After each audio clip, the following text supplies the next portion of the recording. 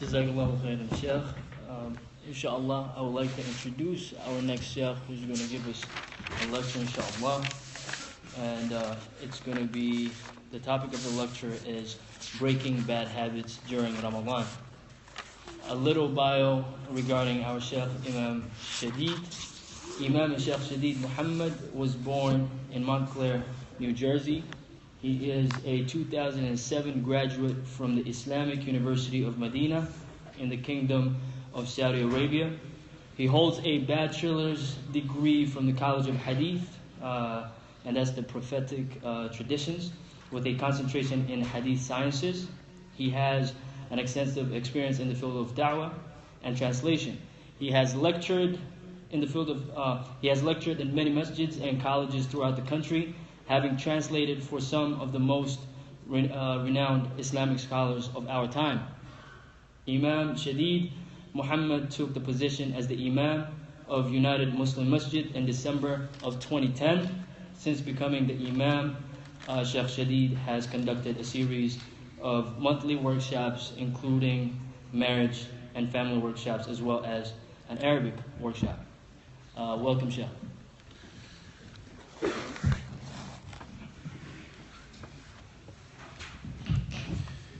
إن الحمد لله نحمده ونستعينه ونستغفره ونعوذ بالله من شرور أنفسنا وسيئات أعمالنا من يهده الله فلا مضل له ومن يضلل فلا هادي له وأشهد أن لا إله إلا الله وحده لا شريك له وأشهد أن محمدا عبده ورسوله وصفيه وخليله أرسله الله بالهدى ودين الحق ليظهره على الدين كله وكفى بالله شهيدا أما بعد. Okay, so I'm just going to kind of jump right into it. We all have bad habits. Bad habits are, I'm not going to get into the psychological aspect of why we have bad habits and how these habits, are created. I'm just going to be more solution oriented and, give something from Islam on how to deal with bad habits. Be those bad habits things that affect us or affect other people. Ramadan is the perfect time to address and possibly get rid of these habits. So I want to begin with a comment of Jabir ibn Abdullah anhu, just so that we understand how Ramadan should look different than the rest of the other months in our lives. Jabir ibn Abdullah anhu, he said, إِذَا صُمْتَ فَلْيَصُمْ سَمْعُكَ وَبَصْرُكَ وَلِسَانُكَ عَنِ الْكَذِبِ وَالْمَآثِمِ وَدَعْ أَذَى الخادم وليكن عليك وقار والسكينة يوم صومك ولا تجعل يوم فطرك ويوم صومك سواء. Jabir ibn Abdullah radiallahu anhuma, he said that if you fast, then let your ears fast, let your eyes fast, let your tongue fast, by refraining or abstaining from kadhib, from lying and other sins that are committed with the tongue. He said, refrain from harming your maidservant, and let there be upon you waqar wa sakina, tranquility and repose while you're fasting.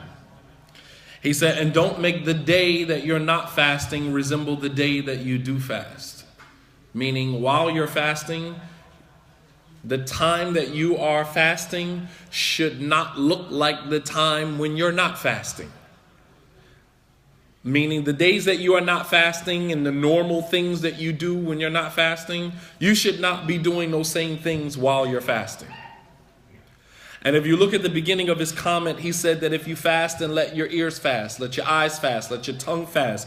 Your ears, your eyes, and your tongue, these are the three faculties that you use to create bad habits. Either your eyes looking at things that are haram that you can't necessarily stop yourself from looking at, or your tongue from speaking about things that are haram that you can't necessarily stop yourself from talking about, or your ears listening to something that is haram that you can't stop yourself from listening to. The three faculties, pay attention to this comment. These are three faculties that most people, we're talking about Muslims, use to create bad habits. So I'm going to give you 5 ways from the Quran and the Sunnah to get rid of bad habits. The first way to get rid of a bad habit is to make your bad habits painful. Make your bad habits painful. Human beings, we don't like pain. Whether physical, emotional, mental, we don't like pain. So if you make your bad habits painful, then perhaps you'll stop the habit. Allah subhanahu wa ta'ala says in the Quran, لَن تَنَالُوا الْبِرَّ حَتَّى تُنْفِقُوا مِمَّا تُحِبُّونَ. That you will never attain righteousness until you spend from what you love. Separating man from his money is painful. So if you attach money to your bad habits, then perhaps you'll give up the bad habit. Money is a motivator. Things that we love and things that we covet are motivators for us. Ibn Wahab, one of the great scholars of the past, he said, Kuntu akhtab an-nas. He said, I used to backbite people. That's a bad habit. And you want to hear I have a bad habit of backbiting? Don't raise your hands, it's not self-disclosure. But this is a rhetorical question to ask yourself. Do you have a bad habit of backbiting people? Now let's be clear about what backbiting is. The Prophet ﷺ, he said that ghiba, backbiting, dhikruka akhaka bima yakrah. To mention about your brother that which, if he was there and he heard you say it, he would be offended. He would not like it. So one of the Sahaba said, وَإِن كَانَ فِي أَخِي مَا أَقُولُ. What if what I'm saying about my brother is actually the truth? Because sometimes we use that as a justification. We say, well, it's the truth. He is ugly. He is this, or she is, her hair is short. She is ugly. So we use that as a justification for backbiting, as if what I'm saying, because what I'm saying about this person is the truth, then it is actually kharij an al-ghiba, that it is not actually interpreted as backbiting. The Prophet ﷺ said, "In kana fi akhika ma taqul." If what you are saying about your brother is true, faqad ikhtabtahu, then in fact you have backbitten him. And if what you're saying about him is not the truth, فَقَدْ بَهَدْتَهُ, then you have slandered him. It's even worse. Very dangerous playing on the back of somebody else. Don't let somebody else be the recipient of your good deeds because you don't know how to control your tongue. Understand that. Backbiting is a terrible habit. So Ibn Wahab, he said, Kuntu akhtab an-nas. I used to have a bad habit of backbiting people. He said, فَنَذَرْتُ أَنِّي كُلَّمَا اخْتَبْتُ إِنسَانًا أَنْ أَصُومَ يَوْمًا. He said, so I took an oath that every time I backbit someone, then I would fast a day. Attaching pain to your bad habits. You guys follow me? You want to break a habit, then attach something painful to it, and I can guarantee you'll stop. He said, I took an oath that every time I backbit someone, asumu yawmin, I would fast a day. He said, فَأَجْهَدَنِي يعني ذَلِكَ. He said, and over the course of time, this began to weigh heavy on me. Became difficult for me to maintain this system of backbiting and then fasting. He said, فَكُنْتُ أَخْتَابُ وَأَصُومُ فَأَخْتَابُ فَأَصُومُ. He says, so I was backbiting people and then I would fast. I would backbite someone, then I would fast. فَأَجْهَدْنِي. So it became difficult for me to continue like this. He said, فَنَوَيْتُ أَنِّي كُلَّمَا اخْتَبْتُ إِنسَانًا أَنِّي أَتَصَدَّقْ بِدِرْهَمٍ. He said, so then I took an oath that every time I backbit someone, I would give sadaqah from my wealth. I would give a dirham away, sadaqah. He said, فَمِنْ حُبِّي الدَّرَاهِمْ تَرَقْتُ الْغِيبَةِ. And because of my love for my darahim, my love for my money, I gave up backbiting. You follow me? Attach something painful to your bad habits, and I guarantee you, you'll give it up. It takes discipline, though. That's discipline. You have to want to stop. You can't say, I know this is wrong and I need to stop, right? You have to say, this is wrong and I have to stop. This is wrong and I have to stop. So, if we could use a modern day example of texting someone that you have no business texting. The whole boyfriend-girlfriend thing that goes on with many of our youth. You texting a boy that you have no business texting. So right now in your phone, there's someone in your phone right now that you text. You're probably texting right now. Every time you send a text to this person that you should not be texting, then maybe you need to give away a piece of your clothing or something that is dear to you if you really want to stop. لن تنالوا البر حتى تنفقوا مما تحبون. You will never attain righteousness until you spend from what you love. Give away something that is dear to you, and I can guarantee you eventually you'll come to a crossroad where either you're going to run out of things that you love, giving it away, or you're going to stop committing the sin. And this is if you truly want to stop. You guys follow me? We're talking about breaking habits. And on the flip side of that, reward yourself when you beat your habit.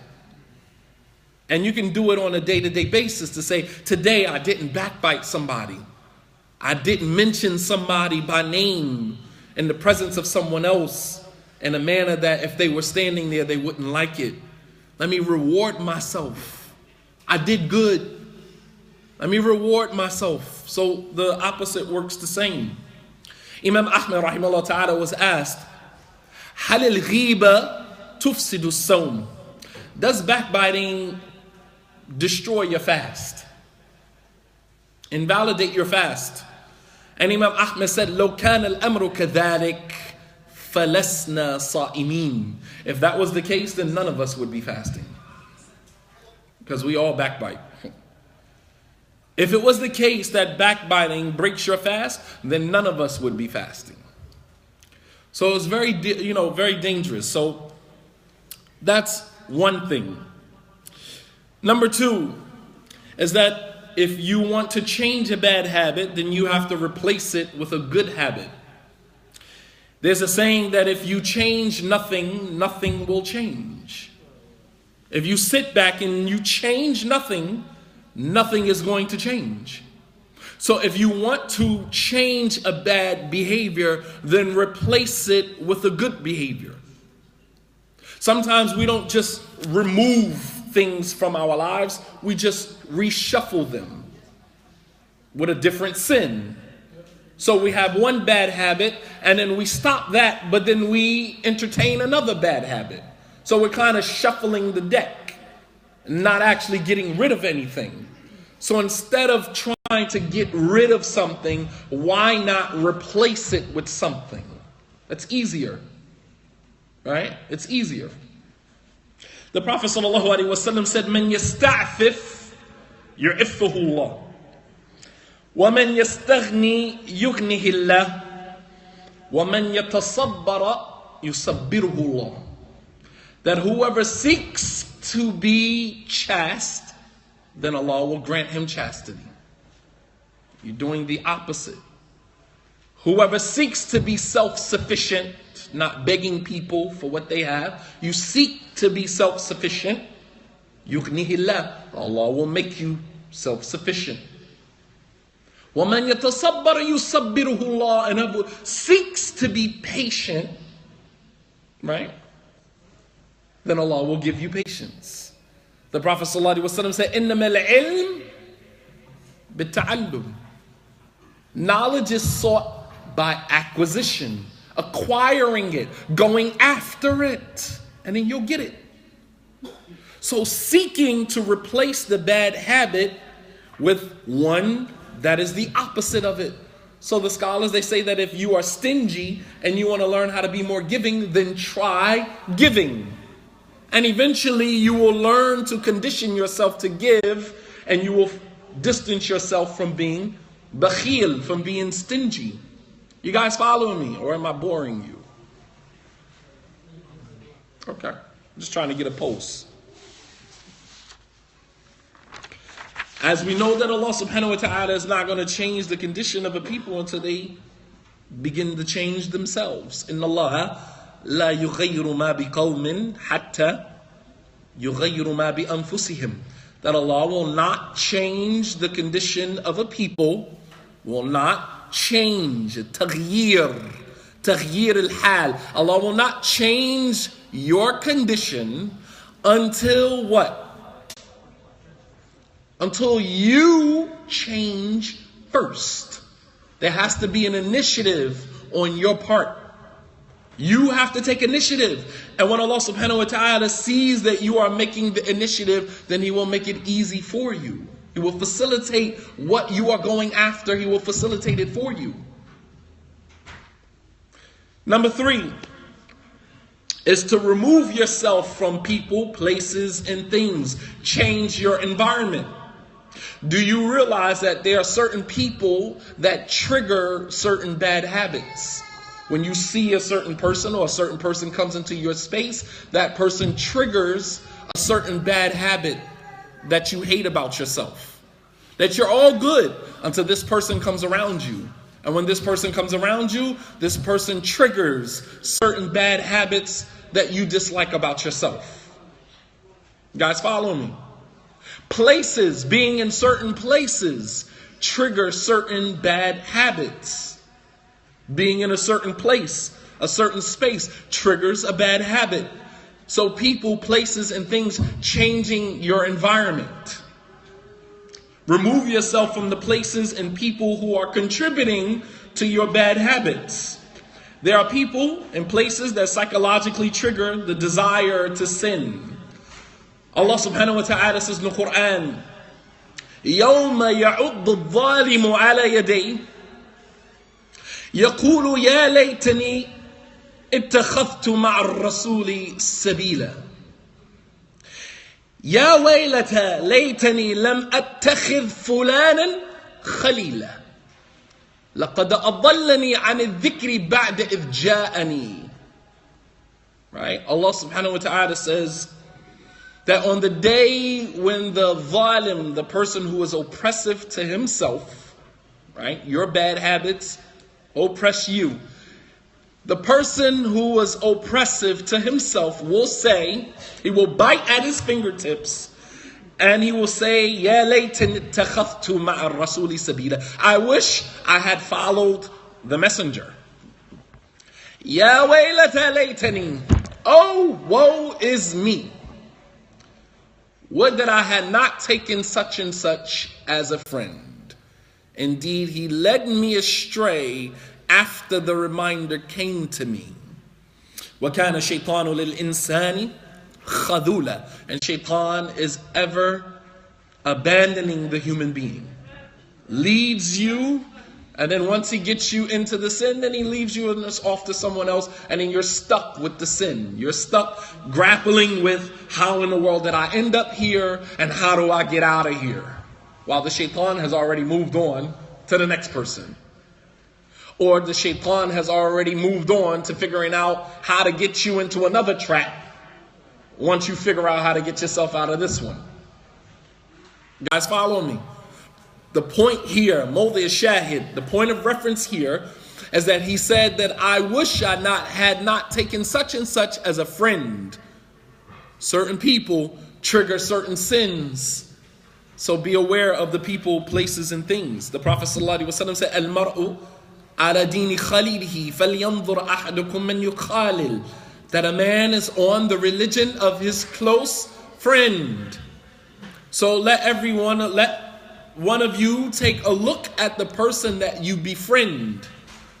The person that you befriend, the person you text. Some of these people that we keep close ties with are our biggest obstacles to moving to a higher state of consciousness, a higher state of spirituality. We cannot move beyond this state where we are because of the people that we keep around us. And the beauty of Allah subhanahu wa ta'ala's removing someone from our lives is that He does that to give us room to excel and move to another level. But then we turn around and pull those people right back into our lives, believing that we cannot move forward without them. When Allah subhanahu wa ta'ala removes somebody from your life, leave them where they are. As the saying goes, that people are like broken glass. It's better to leave it on the floor broken than to pick up the pieces and cut yourself. Leave them where it is. The person is removed from your life. Alhamdulillah. Alhamdulillah. But then we turn around and we bring the person back into our lives. In the hadith of the man who killed 99 people, right? The Prophet ﷺ gave us a narration from a man from Bani Israel who killed 99 people. ثم سأل عن أعلم أهل الأرض. Then he asked about the most knowledgeable person on the earth, right? So fast forward, he kills the monk or the religious person, and he completes 100. So then he asked about the most knowledgeable person on the earth, فَدُلَّ عَلَى عَالِمٍ. So he was directed to a scholar. And he said to the scholar, إِنِّي قَتَلْتُ مِئَةَ نَفْسٍ فَهَلْ لِي مِن تَوْبَةٍ. He said, I killed 100 people, can I repent? And the alim said to him, وَمَنْ يُحُولُ بَيْنَكَ وَبَيْنَ تَوْبَةٍ إِلَى اللَّهِ جَلَّ وَعَلَى. Who can come in between you and your repentance to Allah subhanahu wa ta'ala? Nobody can come in between that. He said, انطلق إلى أرض كذا وكذا فإن بها أناس يعبدون الله فاعبد الله معهم. He said, but leave this place and go to this particular place, this land. There are people there worshiping Allah. فاعبد الله معهم. Worship Allah along with them. He said, ولا ترجع إلى أرضك. And do not return to your land. He said, فَإِنَّهَا أَرْضُ سُوءٍ. Because it is an evil place. That evil place he told him to leave and migrate from represents the evil spaces or environments that we find ourselves in, that when we're in those places, we sin. Those places are triggers for us. Stay away from those places, be it a certain playground, be it a movie theater, be it a certain high school, be it a certain place. Being in that place is going to trigger a bad habit or a sinful deed that you cannot stop committing. Going over this girl's house or going over this boy's house. Stop. Change your environment. Change the people and change the places that trigger the sins that you can't stop committing. You guys following me? How many was that? That was 3. What was the first one? Huh? Okay, to punish yourself, right? To attach pain to your habits, and eventually you'll give them up, right? Number 2 was? Nope. What was number 2? That if you change nothing, nothing will change. Change the habit. Seek to change the habit, and Allah will aid you and assist you in changing the habit. And number 3 is to remove yourself from the environment. Removing yourself from people, places, and things. Number 4, and I'm only going to do 5, inshallah ta'ala, then I'm going to pass the microphone over to Sheikh Mufti Munir. Number 4, make sincere intentions and Allah will accommodate you. Intentions are very powerful. Don't you know that in Islam you are rewarded for your intention even if you don't even do the act? You're still rewarded for it. That's how powerful intentions are. In Islam, if you make an intention to do a good deed, and then something obstructs you from doing that good deed, you still get rewarded for the good deed, even though you didn't do it. Because you had the intention to do it. Intentions are very powerful in our religion.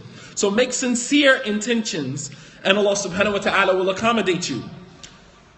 We understand this from the statement of the Prophet sallallahu alaihi wasallam, where he said that Allah subhanahu wa ta'ala says, إذا تقرب إلي العبد تقرب العبد إلي شبرا تقربت إليه ذراعا وإذا تقرب إلي ذراعا تقربت منه باعا وإذا أتاني يمشي أتيته حرولا. The Prophet ﷺ said that Allah subhanahu wa ta'ala said that if my servant comes to me shibran, by a handspan, I will come to him dhira'an, an arm's length. If my servant comes to me in arm's length, I come to him at a distance that is greater than that. And if my servant comes to me walking, I come to him running. Meaning, من أتى شيء من الطاعات ولو قليلا أثابه الله سبحانه وتعالى بأضعافه وأحسن إليه بكثير. That if you come to Allah with an act of obedience, even if it is small or minute, then Allah will reward you with greater than what you are coming with. You guys follow me? So making an intention, and sincere intention, and even starting off small and trying to leave off the habit, Allah subhanahu wa ta'ala will reward you with greater than what you have done. Sometimes when we judge ourselves, we say, well, it's not enough. It's like trying to lose weight, right? You're working out every day in the gym and you're trying to lose weight and you look at yourself in the mirror and you're saying, I don't see any results. The results are there. You just don't see it because our eyes are very heavy when we look at ourselves, right? So likewise, when we're trying to stop committing a sin or trying to leave off a bad habit, sometimes we might not see the results. But Allah subhanahu wa ta'ala sees the results. Allah subhanahu wa ta'ala will reward you even for the smallest intention, for even trying. The Prophet sallallahu alaihi wasallam, it was mentioned in a hadith where he said to a man, in tasduqillah yasduquk. That's the concept from the whole hadith. Long hadith. The Prophet said to the man, in tasduqillah yasduquk. If you are honest with Allah about what you want, Allah will give you what you're asking for. It has to be sincere intention. And he made this comment in reference to a man who came to Medina to be with the Prophet ﷺ, and the Prophet was distributing the war goods to his companions as he usually did, and he gave this man some of the war goods, and he asked him, he said, what is this? He said, هذا قسم قسمه لك رسول الله صلى الله عليه وسلم. This is from those spoils of war. The Prophet gave it to you. He said, ما على هذا تبعته. I didn't follow him to be compensated. So he went to the Prophet sallallahu alaihi wasallam and he said, Ya Rasulullah, ma hada. He said, what is this compensation? The Prophet sallallahu alaihi wasallam said, Qasmun qasamtuhu lak. This is some, distribution that I gave to you.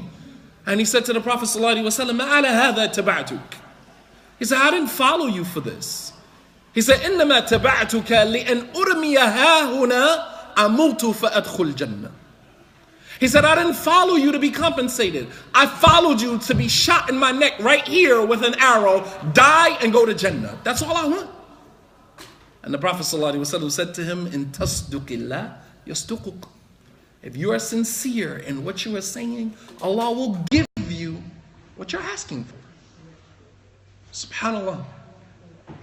So after one of the battles, a body was brought in, and there was an arrow pointing out of the neck of the individual. And the Prophet ﷺ said, Ahua, is that him? They say, yes. He said, Subhanallah, Saddaqallah fa Saddaqahullah. He was sincere about what he wanted and Allah gave it to him.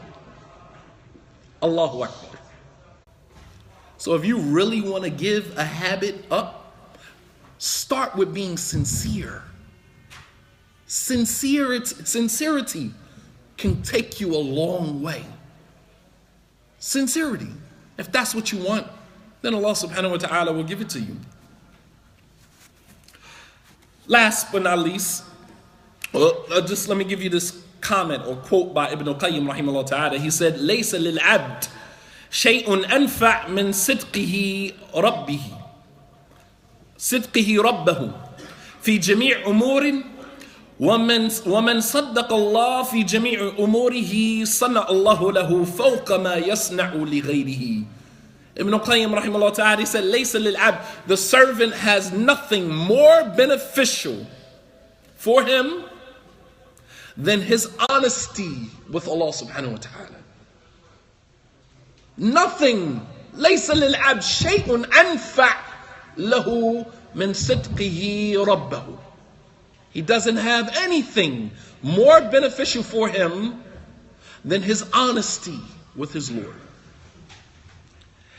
In all of his affairs. In all of his affairs. He said, whoever is honest with Allah in all of his affairs, then Allah will do for him beyond what he would do for anyone else. Sincerity. And lastly, sincere dua. You want to give up a habit? Then be honest and sincere in making dua. Dua, as the Prophet ﷺ says, silahul mu'min. Dua is the weapon of the believer. It's unfortunate many of us don't know how to use our weapons. It's ajib that you have a weapon in your hand and you don't know how to use it. Right? Dua is the weapon of the believer. And dua is very powerful when you add to it sincerity. Sidqud dua. Sincerity in your dua.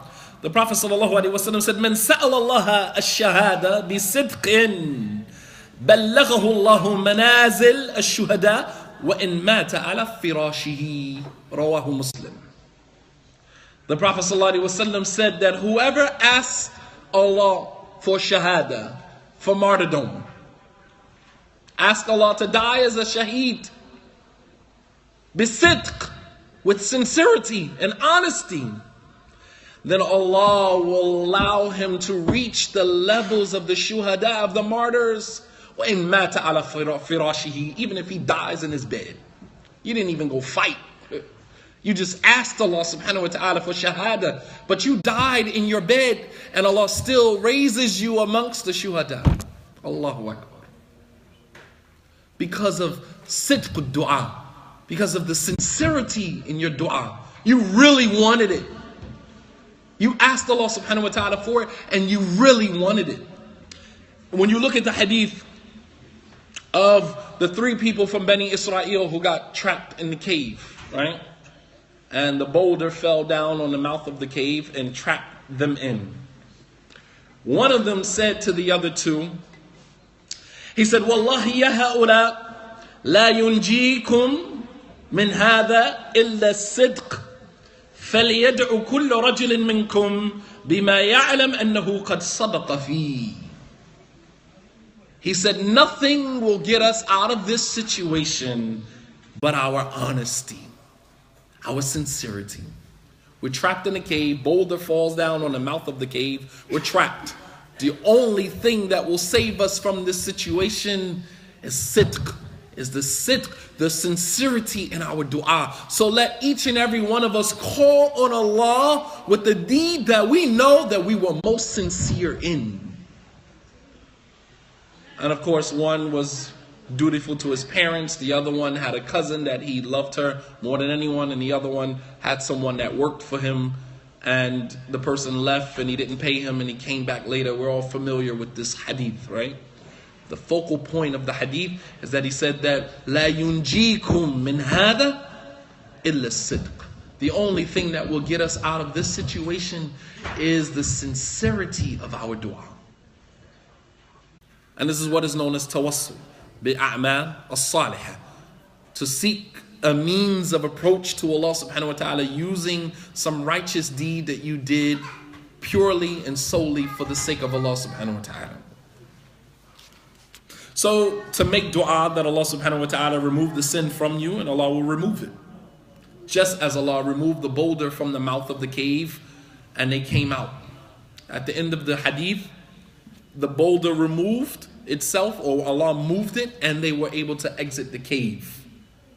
That cave represents the habits that we have that keep us trapped in that space where we cannot move forward because of continuously committing this same bad habit or this same sin. Supplicate to Allah subhanahu wa ta'ala to remove it, and Allah will remove the sin from you like He removed the boulder from the mouth of that cave, so you can remove yourself from the prison that you have put yourself in by way of the habits that we don't seem to be able to remove ourselves from. هذا وصلى الله على نبينا محمد وعلى آله وصحبه وسلم تسليما كثيرا وآخر دعوانا أن الحمد لله رب العالمين. السلام عليكم ورحمة الله وبركاته. Jazakallahu khairan, for the great lecture and reminder. May Allah make us among those who take heed. And alhamdulillah, may Allah reward our scholars for helping us by giving us these lectures that are great reminders. Inshallah, we will go ahead and pray Isha. And please, after Salatul Isha, we're going to come back to...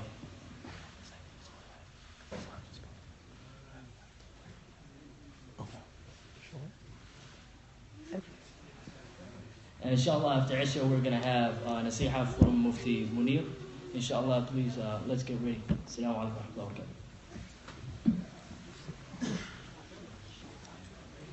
wa barakatuh. Okay, did you let everyone know that after Isha I was going to continue? Yes. And brothers and sisters, please don't forget, once again, I'm going to let everyone know, by the Isha, we're going to have Mufti Munir give us a lecture. So please take advantage of this time. As you know, in our city, we don't have